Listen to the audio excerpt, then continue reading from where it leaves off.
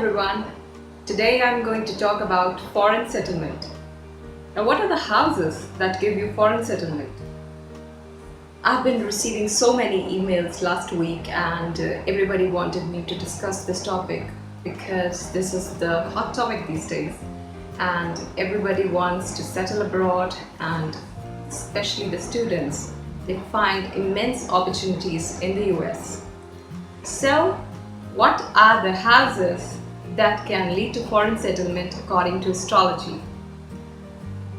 The first house, the fourth house, the ninth house, and the 12th house are responsible for foreign settlement.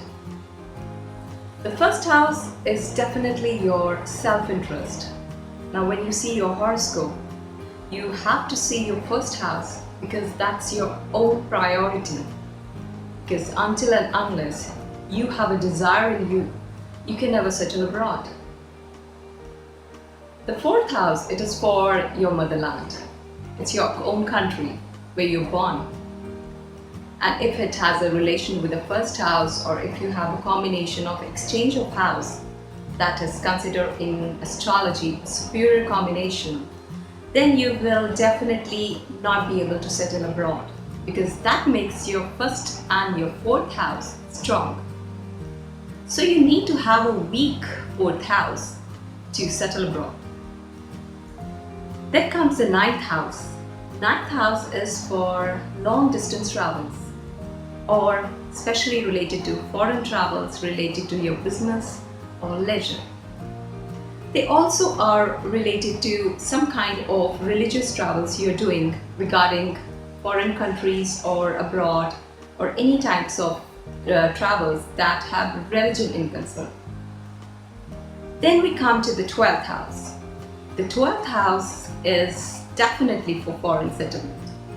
And when you want to settle abroad, you've got to have the favor from the 12th house, or you've got to have the 12th Lord in the 4th house to make this possible.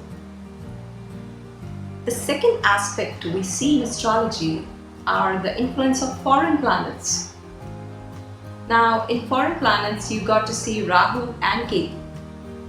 If you have an aspect of Rahu on the 12th house, or your Rahu is situated either in the 10th house, the 12th house, it's favorable for you. And it gives you immense travel related to work, or you may eventually settle abroad. But practically, I have seen in most cases that people who have a transit of moon going on in their chart, they end up coming back to India.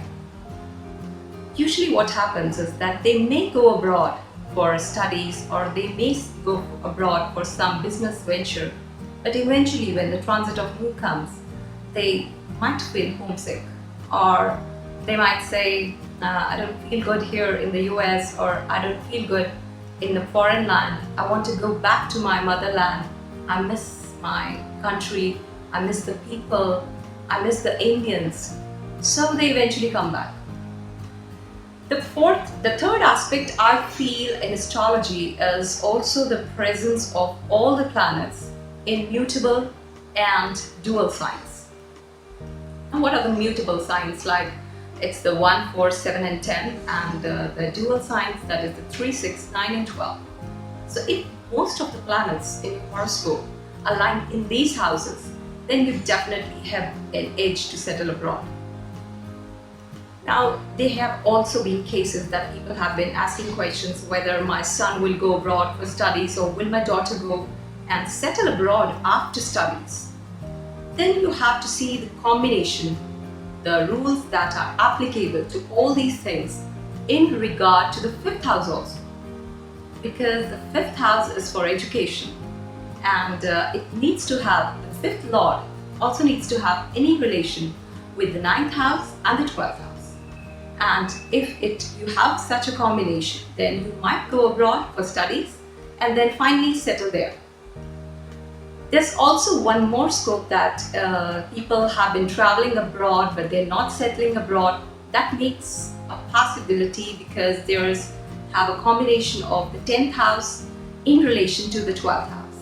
Now, if in the 10th house you have Rahu, and or you have an aspect of Rahu on the 12th house, then you definitely settle abroad, travel abroad, but do not settle abroad. So I think you need to check these combinations in your horoscope at a general point of view. It's not that this is the ultimate. You might travel abroad in case even you have a transit of Rahu in your horoscope, or if the transit of Rahu, it elongates for more than 2 years. So you can also travel abroad at that time. So need not worry, you need not just see your horoscope and say, oh my god, my Rahu is not in the 12th house, so I cannot settle abroad. It's not that.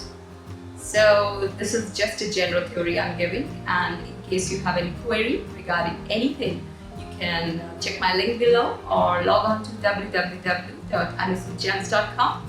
And for all those who have such placements, keep traveling.